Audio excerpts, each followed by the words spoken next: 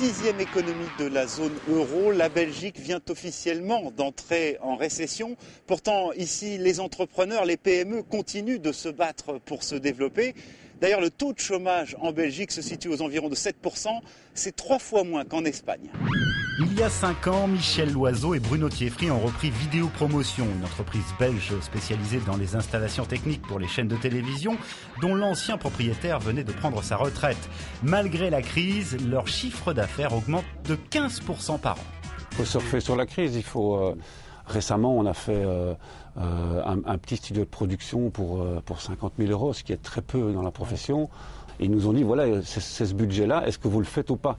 Donc c'est une opportunité, même en temps de crise. Et pour démarrer l'aventure, il a fallu trouver 1 300 000 €. Bruno et Michel ont essuyé 2 refus de la part des plus grandes banques belges, car leur dossier ne présentait pas assez de garanties.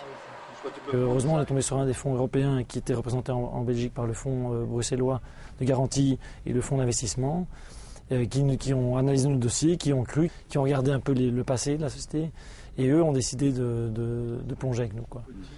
C'est le premier gros contrat qu'ils ont décroché à la RTBF. Ils ont refait toutes les régies finales. Ici, on apprécie particulièrement l'esprit PME. C'est-à-dire, on a l'impression qu'ils font partie de votre société.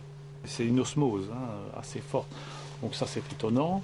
Ça, c'est l'effet peut-être PME qu'on voit moins avec des grosses sociétés qui travaillent de manière beaucoup plus formelle.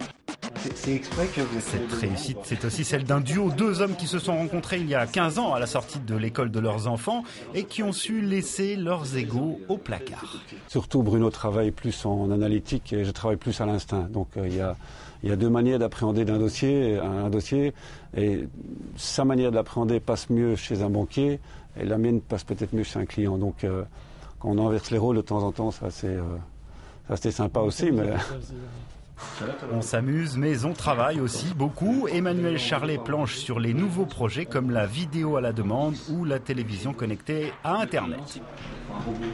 Quand il y a des salons technologiques à Amsterdam, à Las Vegas, où nous y allons pour rencontrer nos clients, on y va surtout également pour voir les nouvelles tendances, essayer dénicher les technologies et les produits qui vont nous faire vivre demain. Madame, monsieur, bonjour.